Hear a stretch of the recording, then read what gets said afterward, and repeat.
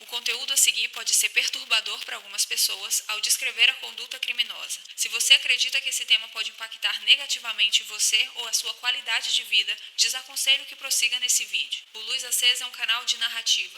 Todos os roteiros são baseados em reportagens, entrevistas, artigos científicos e, sempre que possível, em consultas processuais. As informações publicadas aqui são fornecidas apenas para fins informativos, educacionais e de discussão. Todos os suspeitos mencionados devem ser considerados inocentes até que se prove o contrário. As personagens principais do caso a seguir cresceram no Texas sob o rígido domínio de um pai egípcio extremamente controlador e abusivo. Diferenças de idade, de cultura e de religião criaram muros que dividiram e destruíram essa família. Meu nome é Viviane Cipriano e sejam muito bem-vindos ao canal Luz Acesa.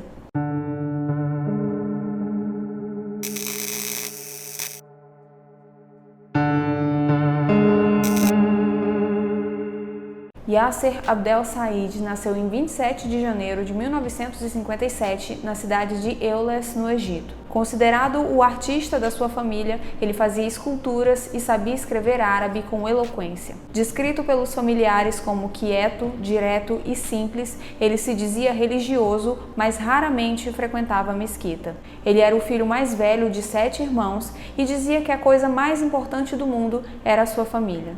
Após serem abandonados pelo pai, Yasser e os irmãos começaram a cultivar o sonho americano de se mudar para os Estados Unidos, estudar e construir uma família. E em 1983, eles se mudaram para o Texas. Um dos irmãos trabalhou como professor de matemática em uma pequena faculdade no leste do estado, enquanto cursava engenharia em uma outra. Foi nesse período que ele conheceu a sua esposa, com quem construiu uma vida estável proporcionada pelos empregos de ambos. Só que as coisas não fluíram tão bem assim para o Yasser, que não falava inglês muito bem, não fez faculdade como pretendia e trabalhava como motorista de táxi. Em alguns momentos ele chegou a faturar menos de $20 mil por ano, o que seriam aproximadamente $1.600 por mês. Quando as contas apertavam, Yasser pegava alguns turnos como operador de caixa registradora de uma loja de conveniência. E foi lá que ele conheceu Patricia Owens, uma adolescente de 14 anos, vulnerável e acima do peso. Ela tinha até noivado com Yassine, um dos seus irmãos,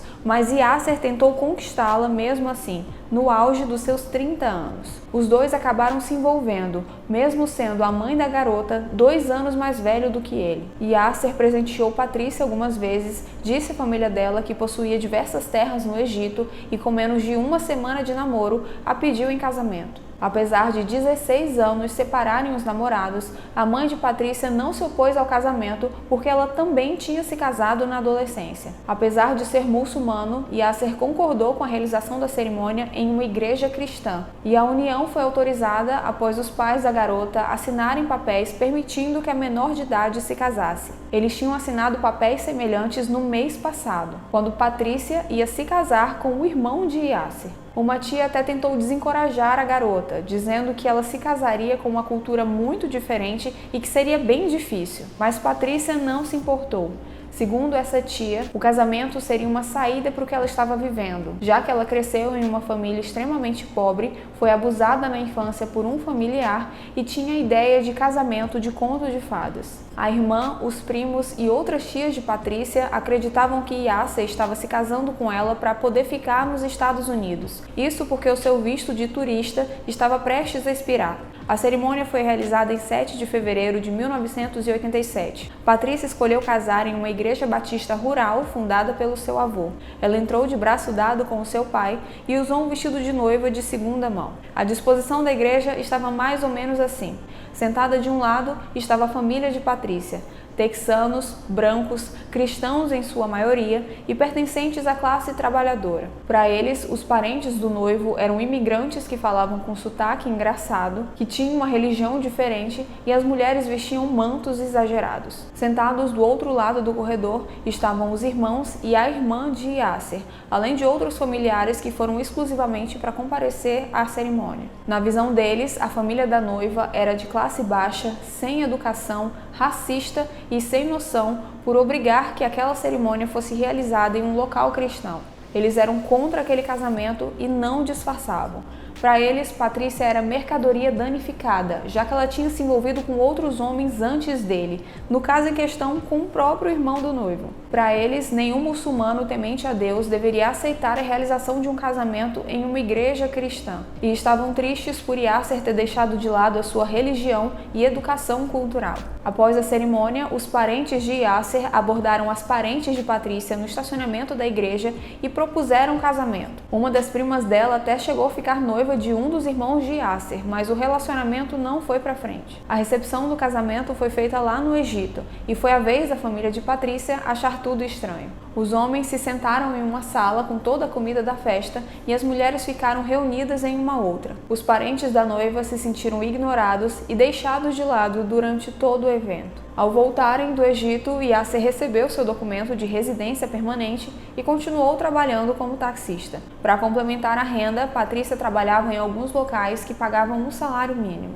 Naquela altura, ela já estava proibida de usar maquiagem e de comer carne de porco. Ela era obrigada a jejuar em feriados muçulmanos, a usar lenço na cabeça em algumas ocasiões e a pedir permissão de Yasser para sair ou conversar com amigos e familiares. Nos registros fotográficos do casal, é comum encontrar Yasser enforcando Patrícia, com as mãos, com cordas. Em outras fotos, ele aparece apontando facas contra o corpo dela e até mesmo chegou a pousar para uma foto apontando uma arma contra a cabeça dela. Yasser, certa vez, ao presenciar uma briga entre a sua chefe e o seu marido, se sentou para conversar com ela e disse que não se sentia tão sozinho assim, porque percebeu que outras pessoas também tinham problemas no casamento. Yasser disse que se sentia frustrado porque Patrícia era muito imatura, que ela não era uma boa esposa e não seria uma boa mãe.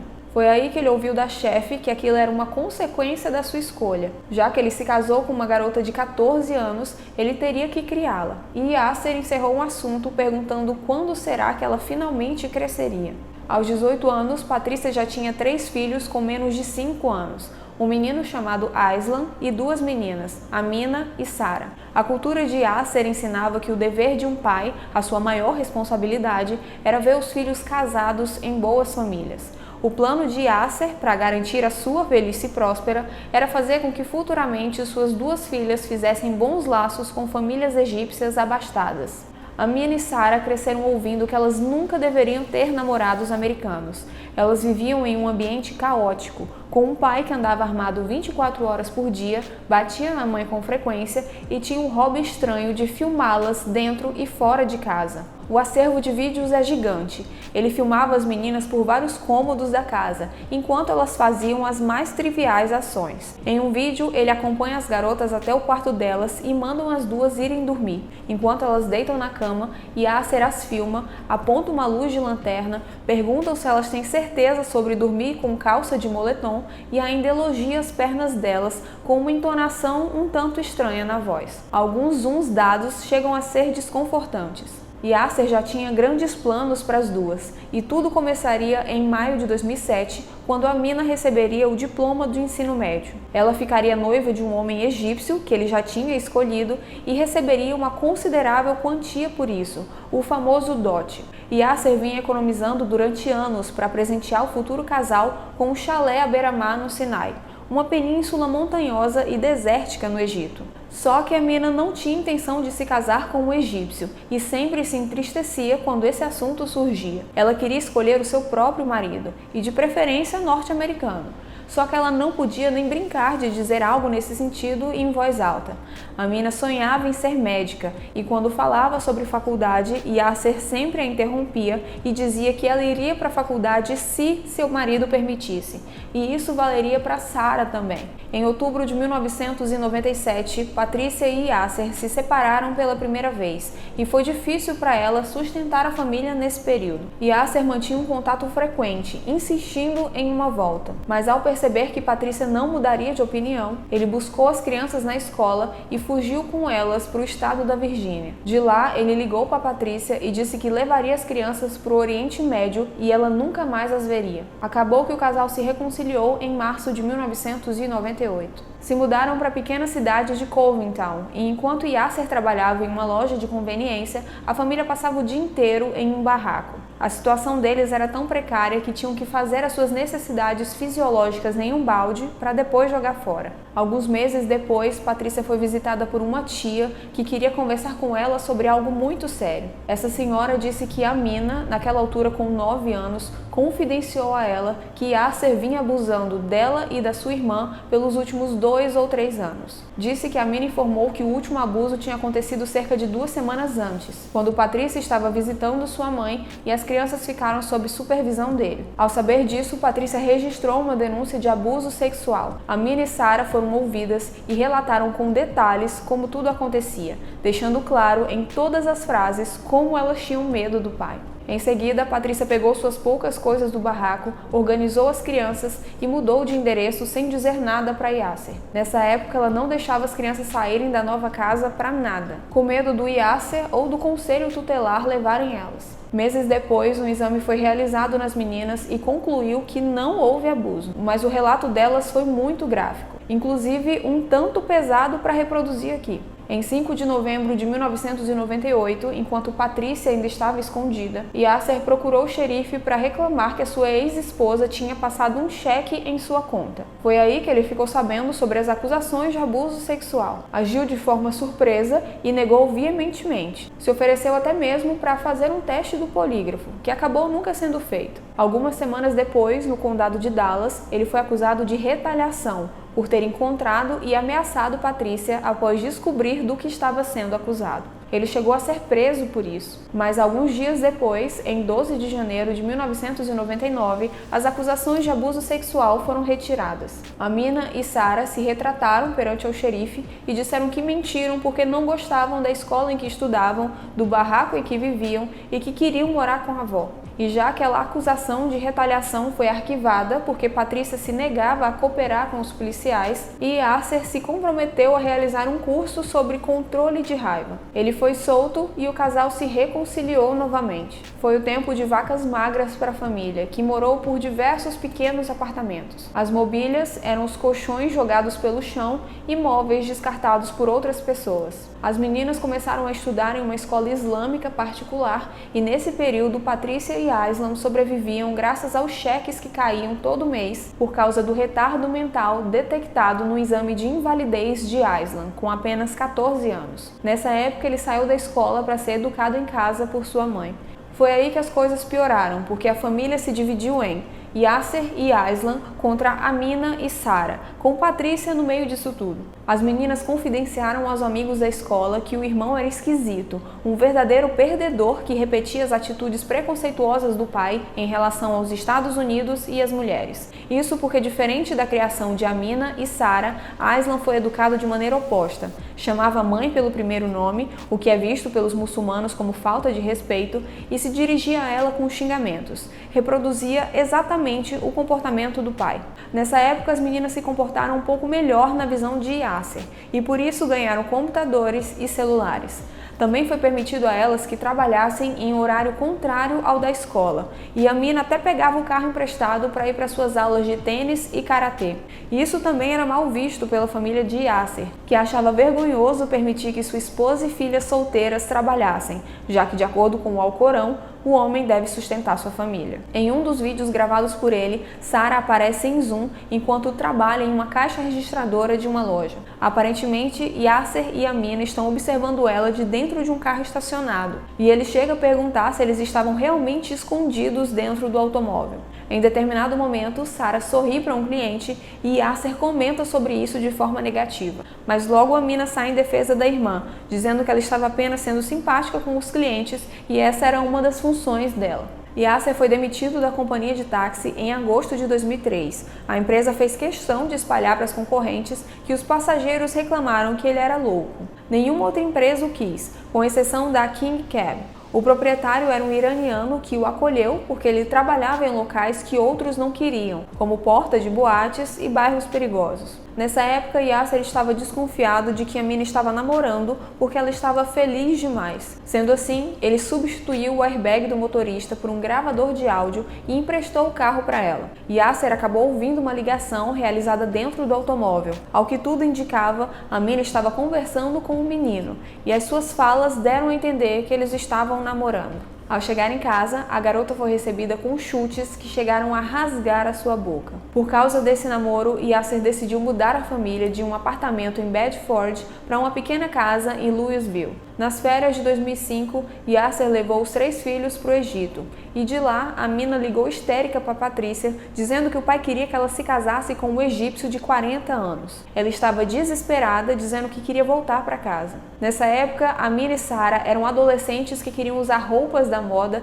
e fazer os mesmos passeios que as amigas, mas Yasser queria para elas o estilo de vida muçulmano. Era comum que elas chegassem com hematomas e vergões na escola e diziam aos amigos que foram causados pelo pai. Todo o círculo social das meninas sabiam que Yasser era capaz de matar se elas saíssem com garotos norte-americanos. A beleza florada na puberdade das filhas preocupou Yasser e elas passaram a ser escoltadas praticamente o dia inteiro.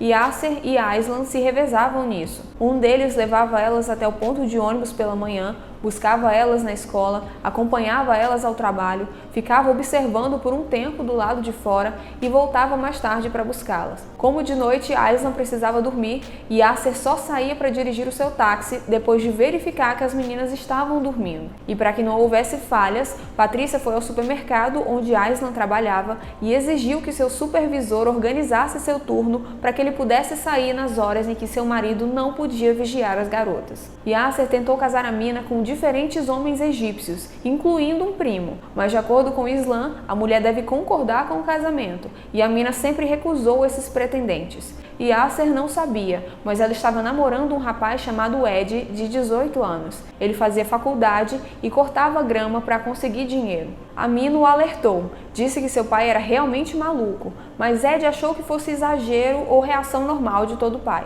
Mas Amina lhe garantiu que Yasser mataria os dois se descobrisse o namoro. Ela até estabeleceu algumas regras, e uma delas é que eles não poderiam conversar dentro do carro, porque ele estava grampeado. Os dois começaram a se ver das 14 às 16, quando ela tinha aula de tênis, porque esse era o único horário em que ela não estava sendo supervisionada. Com o passar do tempo, os dois começaram a se relacionar sexualmente, e isso despertou ansiedade em Amina, que pediu para conversar seriamente com Ed. Nessa oportunidade, ela disse que ele provavelmente iria pensar que ela era suja e não a olharia mais da mesma forma. Foi aí que ela confessou que foi abusada pelo pai cerca de 10 anos antes. Ed disse que ela contou aquilo com muito ódio e finalizou dizendo que queria que ele morresse. Mas diferente do que Amina pensou, isso não o afastou dela. Enquanto Amina namorava Ed, sua irmã Sara estava se envolvendo com um colega de trabalho chamado Eric. Ela conversava com ele por mensagens de texto e seu contato estava salvo com um nome feminino para Yasser não desconfiar. Já Amina tinha 2 celulares,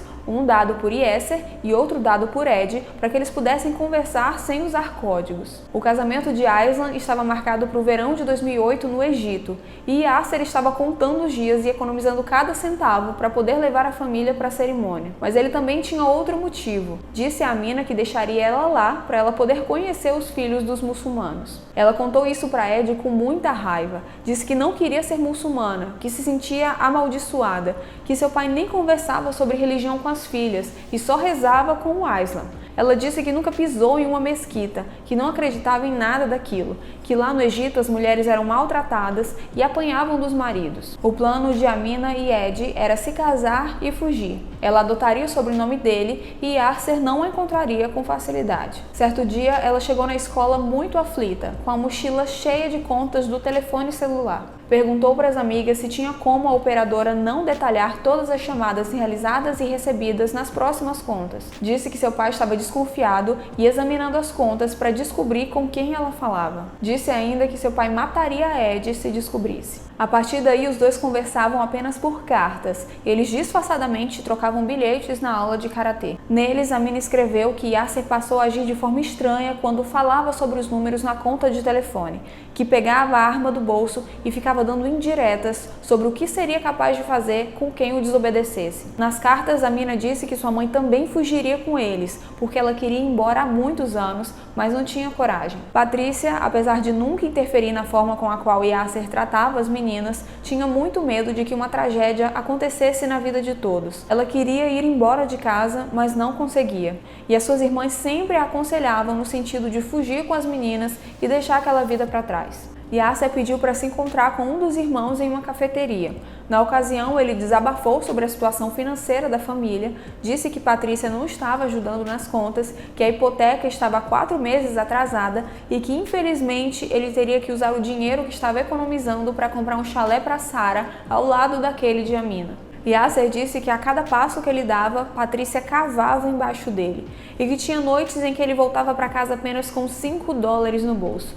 Compartilhou com o irmão a sua suspeita de que Patrícia estava conspirando contra ele, interferindo nos seus negócios, roubando o seu dinheiro e até envenenando a sua comida. Disse que estava quase acreditando que tinham pessoas o seguindo e o observando o tempo inteiro. Dias depois, na véspera do Natal de 2007, esse mesmo irmão recebeu uma ligação das sobrinhas. Amina e Sara estavam chorando histericamente e dizendo que Yasser estava com uma arma na mão, destravada e apontada para Amina. Elas ligaram para o trabalho de Patrícia e também disseram a mesma coisa. Os colegas de trabalho aconselharam Patrícia a deixar o Yasser e fugir com as meninas para algum lugar seguro. Fizeram até uma vaquinha naquele dia e Patrícia concordou. Só que no outro dia ela foi trabalhar normalmente. O seu chefe estranhou aquilo e Patrícia disse que precisava encontrar um lugar seguro para ficar, mas que já estava providenciando isso e já tinha pego até $9.000 da reserva do marido. Mais tarde naquele dia, Patrícia disse a Yasser que ia dar uma volta com as meninas para beber um refrigerante e já voltava. Só que elas não voltaram. 4 horas depois, Yasser relatou aos policiais o desaparecimento de 3 familiares. Uma tia de Patrícia ligou para ela e disse que os policiais estavam atrás dela. E nessa oportunidade, toda a situação foi explicada. Patrícia aproveitou e ligou para a polícia para informar que fugiu porque temia pela vida dela e das filhas. Patrícia, Amina, Sara, Ed e Eric fugiram para Ática, uma pequena cidade do Kansas onde morava a tia de Patrícia. O medo dessa tia aumentou quando ela percebeu que Sara também estava namorando. Patrícia dizia a todo instante que se Yasser encontrasse as meninas, mataria as duas,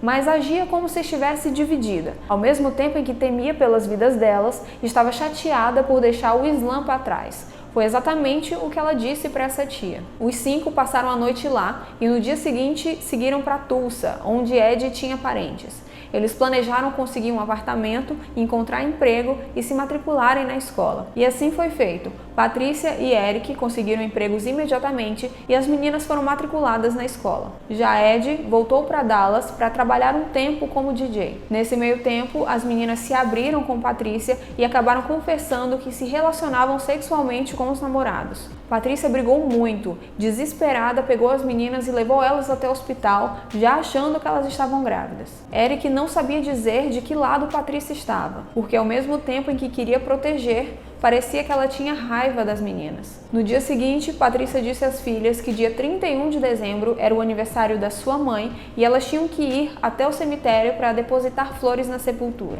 Amina e Sara estranharam, porque Patrícia e sua mãe pararam de se falar muito tempo antes daquilo, mas especificamente quando aquelas acusações de abuso sexual foram retiradas. Só que as meninas não sabiam, mas aquela história de flores na sepultura era mentira. Yasser tinha prometido a Patrícia que se elas voltassem para casa, ele sairia. Todos entraram no carro e começaram a viagem de volta. No meio do caminho, Patrícia disse a verdade, que na realidade elas estavam voltando para a casa de Yasser. Sara não fez muito alarde, apenas chorou quieta. Já Amina se desesperou e pediu para que fosse deixada na casa de Ed. Ela disse a ele, ali mesmo no carro por mensagem de texto, que preferia morrer do que voltar para o pai e que providenciaria uma ordem de restrição contra Yasser imediatamente. Amina foi deixada na casa de Ed e passou a véspera de Ano Novo com ele e a família. Já em casa, Patrícia disse a Yasser que Amina foi passar a festa de Ano Novo na casa de uma amiga. Só que no dia seguinte, ela resolveu contar a verdade, que Amina tinha dormido na casa de Ed. Uma confusão teve início e Patrícia ligou diversas vezes para Amina sem sucesso. Ela foi até a casa de Ed e bateu na porta até ser atendida. Quando Amina apareceu, lhe foi dito que tudo estava perdoado, que seu pai estava mudado e que ela deveria voltar para casa. Ed lembrou Patrícia daquele medo que ela sentia na semana anterior e disse que um homem que maltratou a família por 20 anos não mudaria em 5 dias. Amina chorou, disse que queria ser livre e prometeu à mãe que lhe daria sua localização. Mas as duas estavam irredutíveis naquela discussão, e Ed disse a Amina que não teria problema se ela fosse apenas conversar com o pai, deixar tudo em pratos limpos e depois os dois seguiriam a sua vida. Amina, decepcionada com o que ouviu do namorado, tirou o cartão de memória da câmera, jogou nele e seguiu junto com sua mãe para o carro. Ela ainda virou para Ed e gritou que o seu pai nunca mais permitiria que os dois se vissem. Já em casa, Yasser estava aparentemente calmo e pediu para conversar com as duas meninas em particular. Patrícia viu o momento em que Yasser abriu a porta do seu táxi para Sarah entrar. Perguntou para ela se ela estava se relacionando sexualmente com o Eric e ela respondeu que sim. Patrícia se lembra de ter visto o celular de Aislan na mão de Sarah, já que o dela tinha sido quebrado por Yasser no dia anterior, assim que ela chegou. Aparentemente calmo, Yasser esperou a mina entrar no carro e partiram em direção a tal lanchonete. Por coincidência, Ed e seu pai estavam dirigindo para encontrar um parente quando cruzaram pelo táxi de Yasser no caminho. Ed seguiu o táxi e viu a mina sentada no banco do passageiro virada para Yasser, com o joelho levantado apoiando o queixo e as costas contra a porta. Na visão dele, a mina parecia nervosa e Sarah aparentemente tranquila no banco de trás. Ed mandou uma mensagem para a mina só para conferir e ela respondeu que estava tudo bem. Se sentindo tranquilo com a resposta, Ed e seu pai seguiram para o seu destino. Mas às 19h35 do dia 1º de janeiro de 2008, a polícia recebeu uma ligação. Harvey, 911, what is your emergency?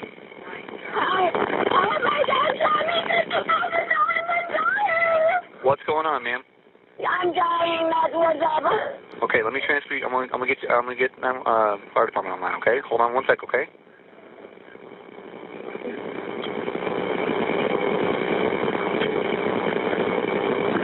What?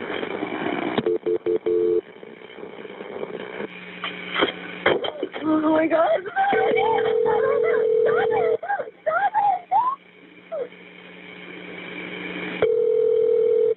Irving Fire Department.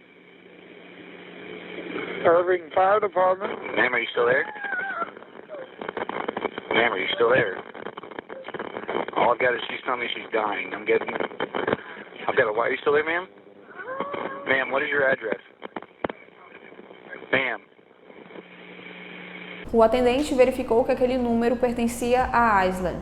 Viaturas se deslocaram até a sua casa e Patrícia os recebeu, dizendo que Yasser tinha saído para tomar um refrigerante com as meninas. Os dois foram conduzidos até a delegacia e lá souberam que um motorista de táxi colocou seu veículo na fila de táxis de um hotel super famoso por volta das 20h30. Ao perceber que o táxi da frente não se movia, ele desceu do carro e espiou pelas janelas. Não tinha nenhum motorista lá dentro, apenas duas jovens encharcadas de sangue. A mina tinha 18 anos e foi baleada 2 vezes. Sarah tinha 17 anos e foi baleada 9 vezes. Yasser Said desapareceu e entrou na lista dos 10 fugitivos mais procurados dos Estados Unidos. Sua foto estampava todos os jornais e alguns outdoors da região. Uma recompensa de $100 mil foi oferecida para quem desse informações que levassem diretamente à prisão de Yasser Abdel Said. De acordo com as investigações, ele parou o carro em um parque, sacou uma pistola 9mm e atirou em Amina 2 vezes, a atingindo a queima-roupa na região do peito, cortando a sua medula espinhal.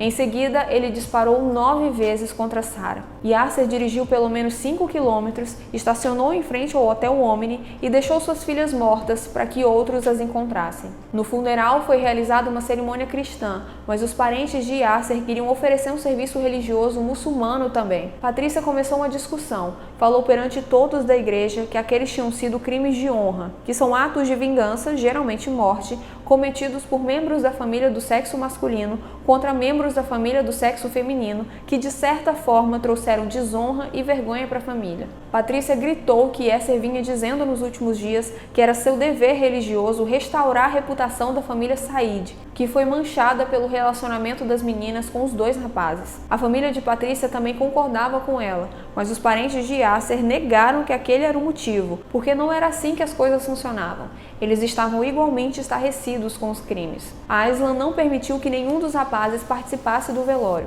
Ele estava muito atordoado e culpava a mãe pela morte das irmãs, dizendo que ela tinha enganado e levado as meninas para Yasser, sabendo o que ele poderia fazer. A mídia cobriu o caso, o tratando como crime de honra, fazendo referência à prática cultural em que alguém é morto depois de envergonhar sua família. Alguns representantes muçulmanos disseram que os assassinatos foram contra o princípio islâmico. Ainda assim, a notícia de que um pai muçulmano havia sido acusado de assassinar duas lindas filhas porque desaprovava seus namorados desencadeou uma reação instantânea dos não muçulmanos. Eles falavam com propriedade que tinham sido crimes de honra islâmico. Mas, curiosamente, nas poucas vezes em que Patrícia falou com a imprensa desde os funerais, ela frisava o quanto Yasser era um bom homem, apesar de tudo. Por ter levado as meninas de volta para a cidade de onde fugiram, Patrícia foi investigada. Encontraram diversos registros de ligações dela para Yasser naqueles dias em que ela estava com as meninas e os rapazes em outra cidade. Também foram encontrados registros de chamadas feitas por ela horas depois dos assassinatos, mas essas não foram atendidas por Yasser. Patrícia estava na mira das investigações enquanto ele estava desaparecido, porque um número estranho de uma cidade onde Yasser tinha parentes constou diversas vezes nos registros. Mas, eventualmente, a polícia aceitou a explicação de que ela estava ligando para familiares do marido, apesar destes negarem. Em agosto de 2017, quase 10 anos depois dos assassinatos, um funcionário da manutenção do prédio Canyon Apartments, em Bedford, reconheceu Yasser enquanto consertava o ar-condicionado de dentro de um apartamento alugado por Aislan. O FBI se deslocou até lá com um mandado de busca, mas não encontrou ninguém. Os investigadores acreditam que ele escapou pela varanda do segundo andar, com base em evidências cruciais deixadas para trás. Havia um óculos de grau caído em cima de uma pedra embaixo da varanda daquele apartamento. Usando um método chamado análise de parentesco de DNA, o composto do sangue seco das duas irmãs e uma amostra oral de Patrícia, o FBI desenvolveu um perfil de DNA que constatou que aqueles eram os óculos de Yasser. Após a sua quase captura, o FBI continuou a vigiar de perto a família Said. Em agosto de 2020, 3 anos depois do episódio da varanda, os agentes observaram Aislan e Yassen, irmão de Yasser, levando sacos de comida para uma casa na zona rural de Justin. Com uma rápida pesquisa, descobriu-se que aquele imóvel era alugado por membros da família Said. Eles entraram com comida e saíram de lá com sacos de lixo. Os policiais ficaram escondidos por algumas horas até que as luzes de dentro da casa se acenderam. Eles viram sombras do que pareciam ser uma pessoa andando de um lado para o outro. Munidos com um mandado de busca, em 26 de agosto de 2020, 12 anos depois dos assassinatos, Yasser foi encontrado escondido dentro daquela casa. Ele saiu, se rendeu, se deitou no chão e foi algemado. Yassen e Aislan foram presos em Euless no mesmo dia. Yasser, naquela altura com 65 anos, afirmou repetidamente que não era culpado pelos crimes e escreveu sobre isso em diversas cartas endereçadas ao juiz Anaian, que foi quem ordenou a sua prisão. O seu julgamento teve início 14 anos depois dos crimes. Mais de 50 pessoas foram chamadas para testemunhar, incluindo a mãe das meninas, investigadores locais e federais e especialistas em culturas muçulmanas. Patrícia disse que seu ex-marido era abusivo e controlador. Ele examinava os registros telefônicos das meninas e ligava para os números para ver se pertenciam a um menino ou a uma menina. Ela disse que Yasser não apenas abusou das filhas, mas também fez uma lavagem cerebral em Aislan. Os promotores perguntaram a ela se ela tinha alguma ideia do que poderia ter acontecido com suas filhas quando elas saíram para comer com o pai.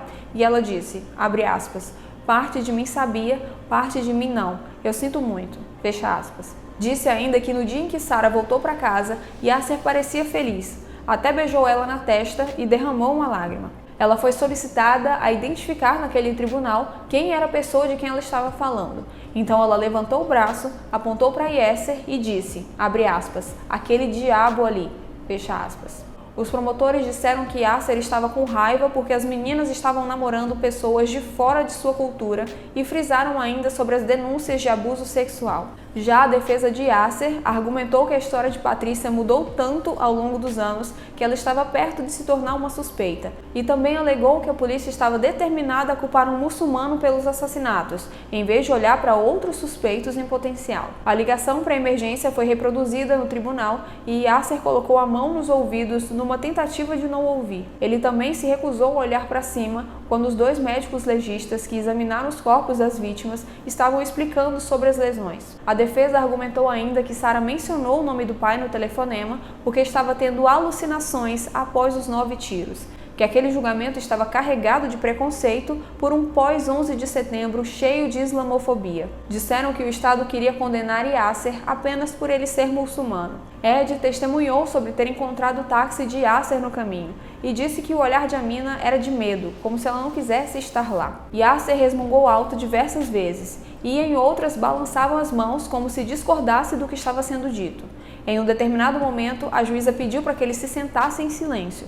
Na sua vez de falar, ele disse que não matou suas filhas, que fugiu do táxi que dirigia naquela noite porque pensou que estava sendo seguido e que alguém poderia matá-lo. Disse que correu para um local seguro e abandonou as meninas porque achou que ninguém faria mal a elas. Disse que não se entregou às autoridades porque temia não ter um julgamento justo. Mas um e-mail de 21 de dezembro de 2007, que foi trazido à tona pelos promotores, Amina Said escreve a uma professora que ela e sua irmã planejavam fugir, que elas não queriam viver de acordo com a cultura do pai, que ele tinha transformado as vidas delas em um pesadelo e que, sem nenhum drama ou dúvida, ele mataria as 2. A equipe de defesa tentou lançar suspeitas sobre os namorados, mas os promotores pediram aos jurados que confiassem na ligação de Sarah para a emergência. O júri deliberou por 3 horas após 6 dias de depoimentos antes de chegar a um veredito. Ele foi condenado à prisão perpétua sem possibilidade de liberdade condicional. Após o veredito, Patrícia falou diretamente com ele em uma declaração. Abre aspas. Você merece muito mais do que o juiz lhe deu. Você merece morrer. Nesse momento, você não é nada. Você é um prisioneiro, um assassino e o diabo. A única coisa que você fez pelo nome da sua família foi manchá-lo com o sangue de Amina e Sarah. Agora, Yasser, é a sua vez de receber o que você deu. Uma prisão para chamar de lar. Fecha aspas. O defensor público do condado de Dallas disse que a condenação será apelada. No entendimento dele, a investigação do crime foi fraca e o verdadeiro assassino não foi identificado. Já o promotor disse, abre aspas, não há nada de honroso no que Yasser Said fez em 1º de janeiro de 2008. O condado de Dallas mostrou ao Sr. Said que não há desculpa para tirar outra vida humana. Ele agora deve passar o resto de seus dias confinado em uma cela, vivendo sob o controle do Departamento de Justiça Criminal do Texas. Embora esse veredito não traga Sarah e Amina de volta, meu escritório e este júri fizeram tudo o que estava ao nosso alcance para garantir que a justiça fosse feita. Fecha aspas. Já Yassin Said, o irmão de 59 anos de Yasser, foi condenado a 10 anos por ter cometido os crimes de conspiração para ocultar uma pessoa da prisão, ocultar uma pessoa da prisão e conspiração para obstruir um processo oficial. O juiz que dirigiu seu julgamento disse, abre aspas, Yassin Said priorizou o conforto do seu irmão, um suposto assassino, em vez de justiça para suas sobrinhas, 2 adolescentes inocentes à beira da idade adulta. Nenhuma sentença pode trazer Sarah e Amina de volta, mas esperamos que ver a justiça ser feita traga algum conforto para aqueles que amaram essas 2 jovens almas. Fecha aspas. Aislan Said também foi preso. Ele se declarou culpado das mesmas acusações e foi condenado a 10 anos de prisão federal. E eu vou ficando por aqui, deixem nos comentários as suas observações sobre esse caso. Antes de ir embora, deixem o seu like para mim e quem não for inscrito, trate logo de resolver isso. A gente se vê semana que vem. Tchau!